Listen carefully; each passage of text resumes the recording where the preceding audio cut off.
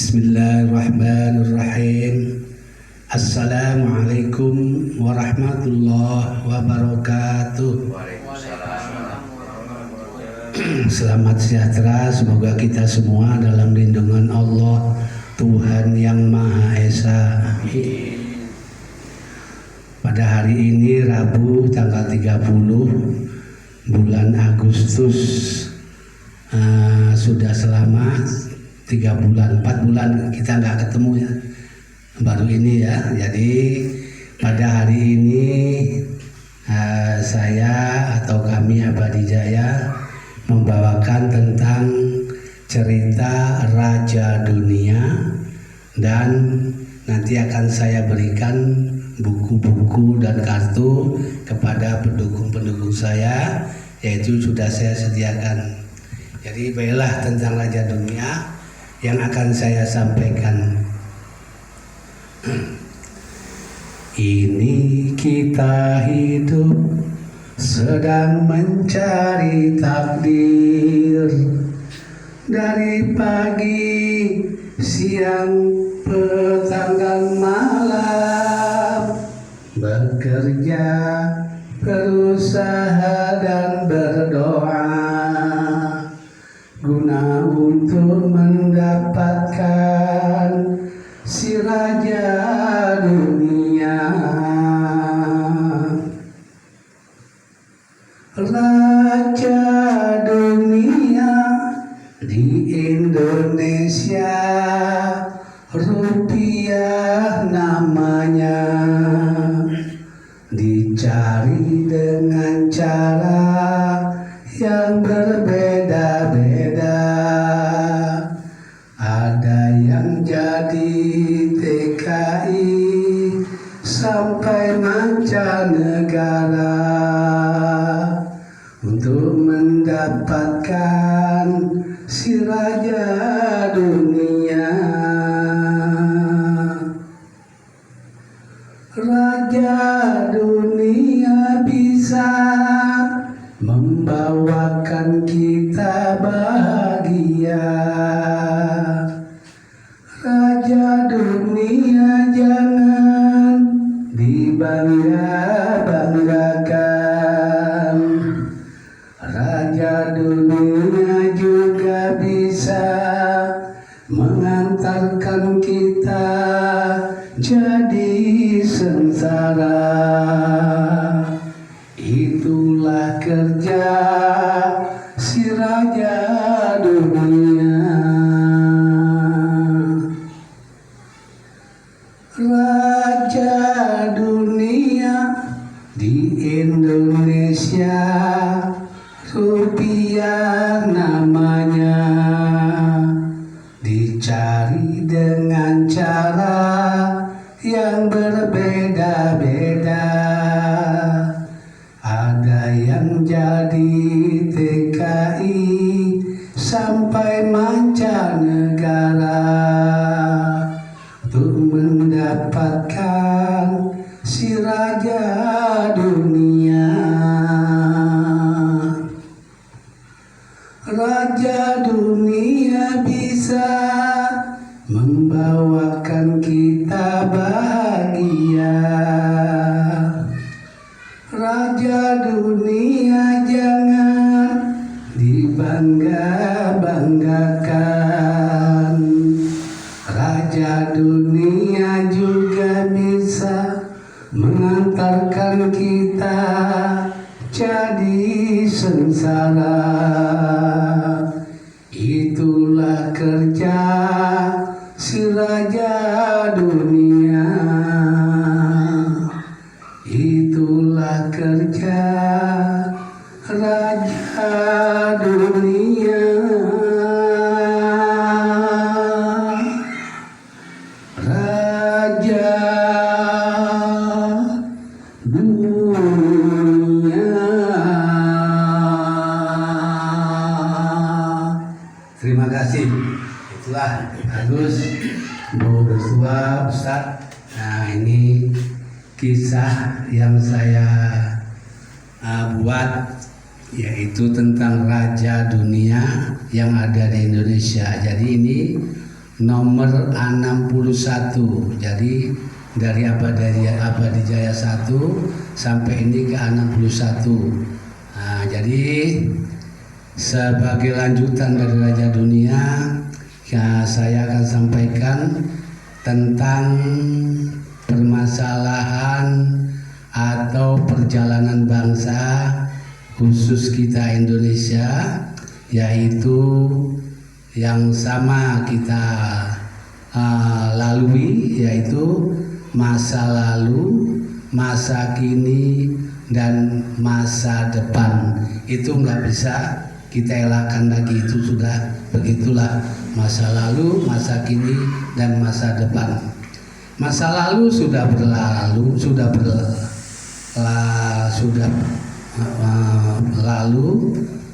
sudah tertulis di buku. Masa kini sedang berlaku, mari kita buka lembaran baru. Masa depan lagi menunggu bagi orang yang berilmu. Insya Allah, ya, ini ke depan orang-orang yang berilmu, jangan disimpan ilmunya, ditampilkan. Artinya ilmu yang bisa membawakan bangsa ini lebih baik lagi. Jadi permasalahan bangsa kita yang memang belum bisa saya katakan belum selesai, artinya masih ada permasalahan-permasalahan yang harus dibuat oleh pemimpin yang akan datang. Jadi insya Allah pemilihan tahun 2024 nanti ya sesuai dengan harapan kita semua. Jadi kalau menurut saya tahun Indonesia Emas itu tidak menunggu sampai tahun 2045, tapi tahun 2030 ini kalau bersungguh-sungguh para pemimpin kita, pemerintah kita bersama DPR dan semuanya yang terkait dalam pemerintahan kita bisa mewujudkan itu, insya Allah nanti dapat kita saksikan bersama. Jadi sebelum saya sampaikan apa tema saya tentang buku ini buku ini saya berikan dulu kepada teman-teman saya atau pendukung-pendukung saya, yaitu pertama kepada Pak Agus Lan SPD. Saya berikan 2 buah buku, satu buku panduan 61 dalam cerita Abadi Jaya, dan yang satu buah buku ini dalam perjalanan saya. Mohon diterima, mohon dipelajari, ya, mohon kita lanjutkan Abadi Jaya seperti apa nantinya. Dan saya beri kartu tanda Abadi Jaya, mohon terima. Kemudian kepada Ustadz juga saya berikan 1 buah buku yang sama, 2 buah buku yang sama. Ya, semoga buku ini bisa dibaca dan bisa diteruskan perjuangan Abadi Jaya. Dengan kartunya juga ada kartu Abadi Jaya. Kemudian kepada Ibu Dortua Papaan juga saya berikan 2 buah buku yang sama. Saya berikan supaya dibaca. Nanti sama kita lanjutkan Abadi Jaya sampai di mana, dan saya beri kartu 1. Insya Allah ini 1 kartu untuk saya. Jadi buku saya berikan yaitu 60 judul cerita dalam buku ini yang saya perbuat, dan saya buat tentang perjalanan saya. Jadi ini ada, coba dibuka. Ada tentang masa lalu, masa kini, dan masa depan. Namun di sini saya perlu saya sampaikan juga, yaitu tentang saya turut serta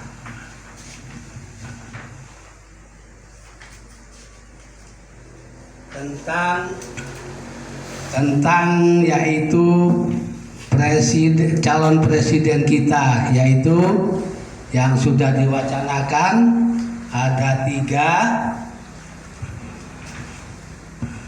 calon presiden kita, ada 3 yang bakal calon presiden, ada 3 yang sudah diwacanakan, sudah melalui survei, yaitu Pak Anies Rashid Baswedan, Pak Prabowo Subianto, Pak Ganjar Pranowo. Jadi di sini saya tulis perjalanan bangsa sudah dari zaman Notonegoro sampai sekarang, insya Allah tahun 2024 nanti berakhirlah masa zaman Notonegoro dan Goro-Goro. Ada di buku saya tulis. Nah, yaitu nama-nama yang saya buat. Di situ ada beberapa nama di buku. Boleh dilihat, bagus. Itu ada nama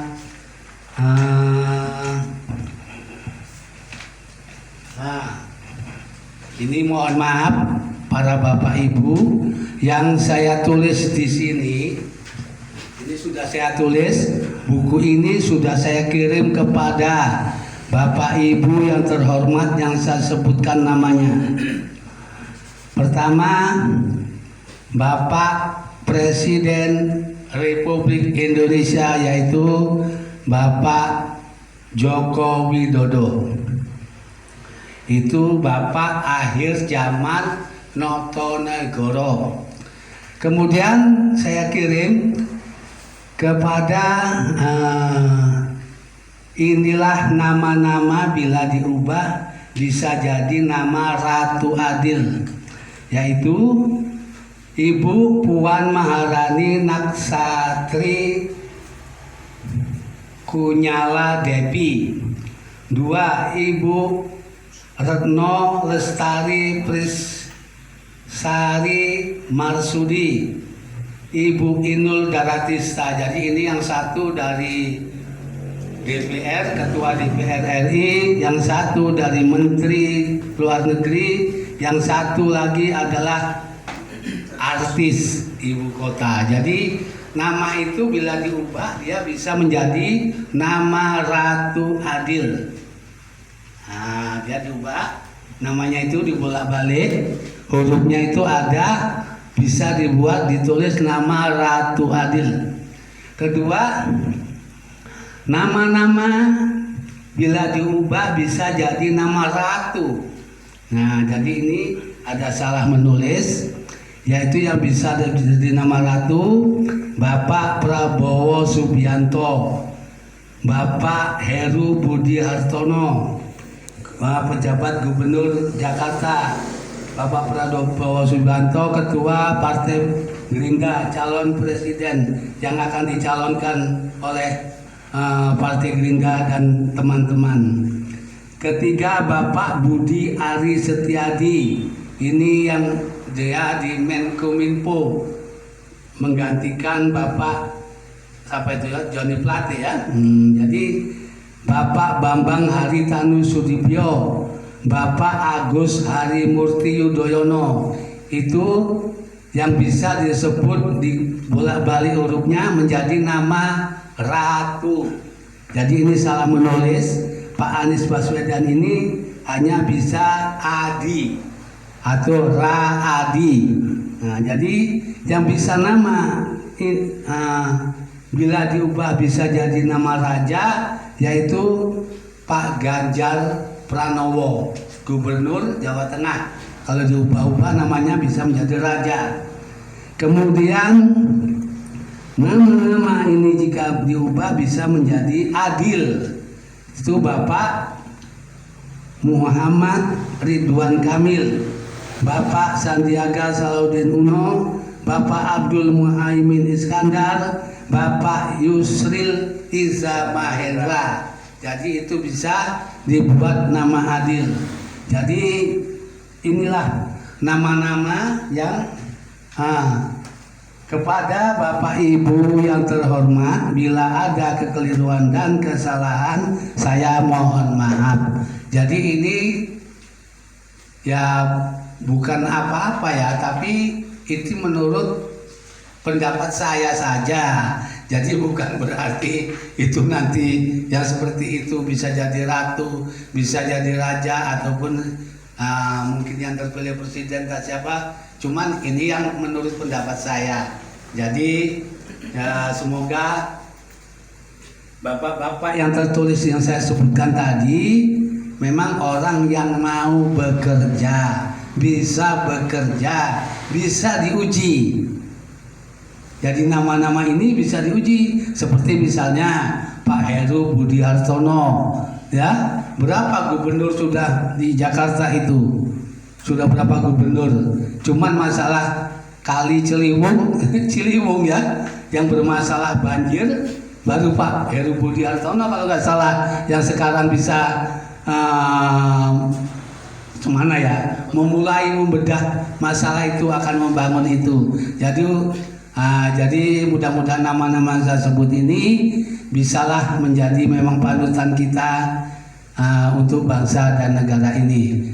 Jadi cuman harapan saya bukan itu aja, tapi ada hal kepada Bapak dan Ibu saudara-saudaraku yang terhormat, calon presiden nanti bersama calon wakil presiden dan kabinet yang sudah disusun bisalah menyelesaikan masalah bangsa ini.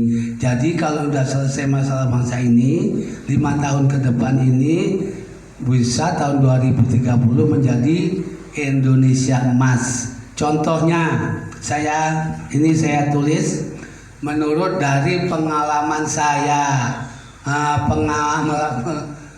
pengamatan saya, pemikiran saya, mungkin ada benarnya, mungkin ada tidaknya. Jadi saya tidak melibatkan siapa-siapa, ini dari saya pribadi. Jadi selama ini calon presiden dan calon wakil presiden sudah 4 kali dipilih rakyat dan 4 kali pula sudah berkunjung ke daerah-daerah yang menyampaikan visi dan misinya. Jadi kalau yang ini yang kelima, jadi bukan berarti nggak perlu itu, tapi menurut saya yang lebih penting kepada Capres dan Cawapres Republik Indonesia pemilihan tahun 2024 ada 3 kebijakan yang belum pernah dilakukan sebagai berikut. Pertama yaitu membuat pernyataan secara tertulis dari Capres dan Cawapres. Jadi bukan diomongkan sana sini, bukan, dibuat buku seperti ini. Dibuat buku, jadi tertulis. Kedua, pembagian kerja presiden dan wakil presiden, sebab keduanya punya kantor, punya gedung. Jadi itu harus terpisah. Ketiga, cara membayar hutang. Jadi kalau berebut ke sana kemari, banyak yang mau mengentaskan itu, kalau utang tidak terbayar, ya itu sama dengan kan sia-sia aja kita memilih presiden. Mungkin sampai 25 triliun biayanya, mungkin lebih, tapi tetap menambah hutang. Kenapa harus membayar hutang? Karena pembangunan fisik di Indonesia termasuk sudah sampai jalan tol, di pertanian, di semua jalan sudah selesai. Jadi pembangunan fisik nggak ada lagi. Jadi tinggal membayar hutang. Nah itu dia Pak. Jadi ada 14 hal yang perlu perbaikan dan tambahan sebagai berikut, yaitu undang-undang dan hukum itu harus diutamakan. Kedua, pendidikan, ilmu dan tujuan. 3, menambah pendapatan negara. Jadi kalau cuman ngomong sana sini, mengentaskan segalanya, apa artinya kalau pendapatan negara nggak ditambah? Bagaimana caranya untuk membayar hutang? Nah itu yang penting. Keempat, koruptor dan koalisi. Kalau masih ada koruptor dan koalisi, sampai kapanpun bangsa kita seperti ini nggak bisa akan berubah. Kelima, pemerintah, DPR, dan rakyat itu sudah harus menyatu, tidak boleh dipisahkan. Sebab DPR adalah wakil rakyat, pemerintah adalah milik rakyat. Keenam, pengunjuk rasa dan keadilan. Itu harus pengunjuk rasa tidak sampai ratusan bahkan ribuan, 10-20 orang aja sudah cukup.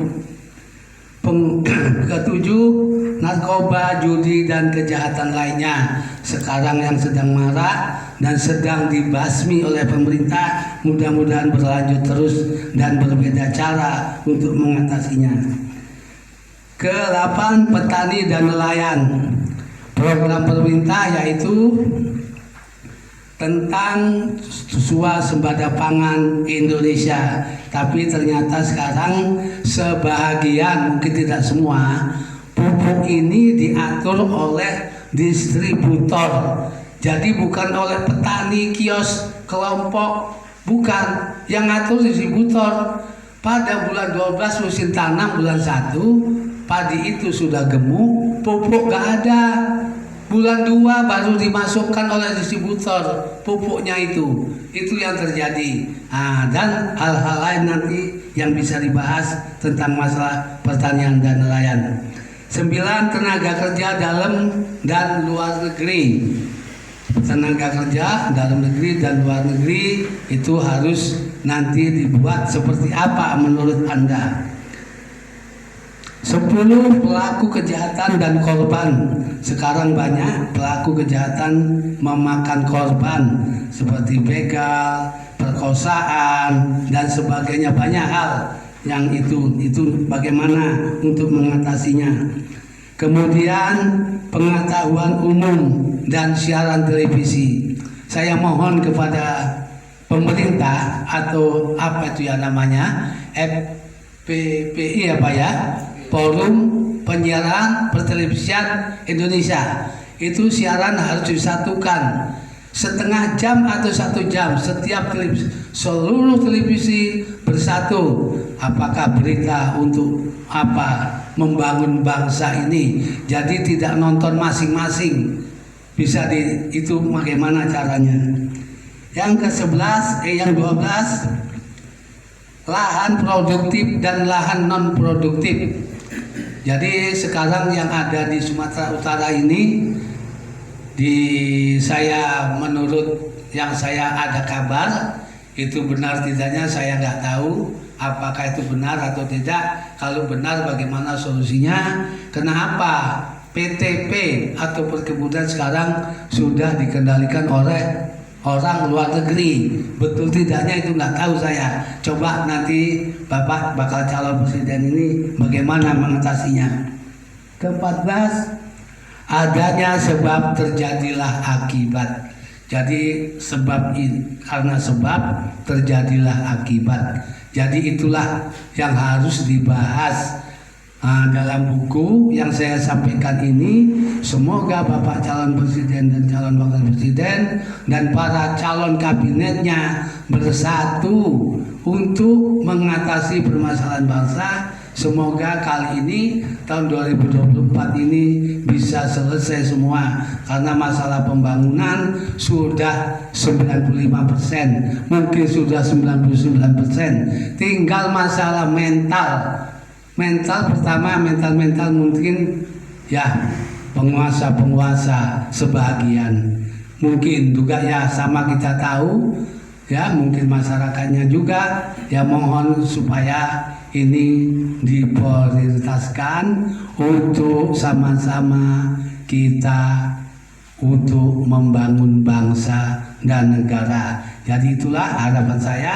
Buku ini sudah saya kirim kedua-duanya kepada Bapak yang saya sebut tadi, dan juga ada buku panduan 61 judul cerita juga saya kirim kepada yang lain-lainnya. Jadi kepada Bapak, Ibu, dan saudara-saudaraku yang terhormat, yang buku ini sudah saya kirim bisa nyampe. Kalau misalnya ada kekeliruan dan kesalahan, saya mohon maaf. Dan apabila mungkin ada penyesuaian dari saya, mohon saya dihubungi. Saya siap tampil di televisi, saya siap sampaikan ini dengan tujuan untuk membangun bangsa dan negara. Inilah tujuan Abadi Jaya yang saya bina dengan bapak-bapak ibu, dengan pendukung saya dari tahun 2000 Juli 2000 Pak Agus ya, sampai sekarang sudah 3 tahun kita bina. Tujuan saya baru ini saya sampaikan, mungkin Pak Agus berdua, Ustadz, kemana arah tujuan Abadi Jaya ini? Inilah tujuannya. Tujuannya kita untuk bersama-sama menyumbangsih kepada bangsa dan negara. Ada di YouTube Basri Abadi Jaya, mohon dibuka. Itu dari 48, 49 sampai 85 hari ini. Mohon dibuka. Apakah pekerjaan kami ini betul-betulkah untuk sumbangsih untuk bangsa dan negara? Jadi mohon maaf bila ada kekeliruan dan kesalahan. Mungkin itu dulu yang saya bisa sampaikan. Mungkin ada tambahan dari teman saya, dari pendukung saya, dan nanti disampaikan dari doa dari Ustadz Ridwan. Sekian dulu saya sampaikan. Wabillahi taufiq wal hidayah. Assalamualaikum warahmatullahi wabarakatuh.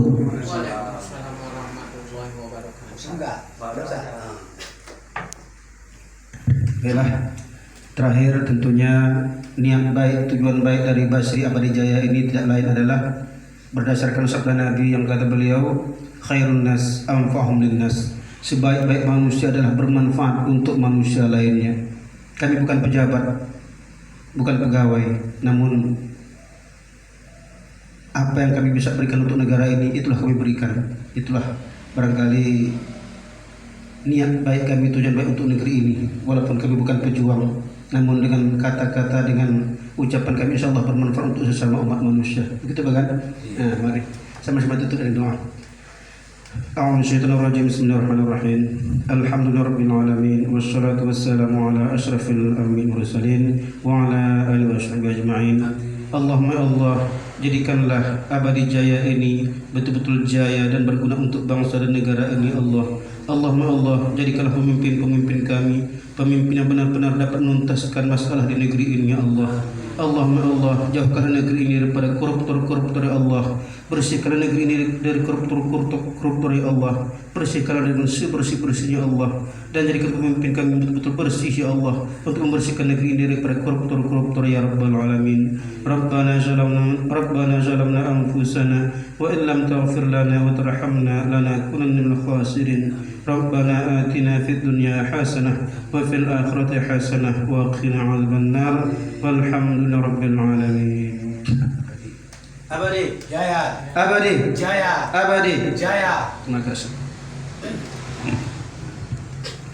Terima kasih.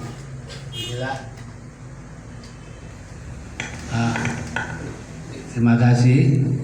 Semoga para bapak ibu, saudara-saudaraku, teman pun teman di YouTube ataupun di Facebook, bisa bersama-sama kita, yang mana nanti rasanya kurang tepat, kurang enak, ya boleh datang ke rumah saya untuk kita menyambung silaturahmi, untuk membesarkan Abadi Jaya. Insya Allah ya boleh, nanti komen apa saja di YouTube, buka Basri Abadi Jaya. Sekian, wabillahi taufiq wal hidayah. Assalamualaikum warahmatullahi wabarakatuh. Waalaikumsalam.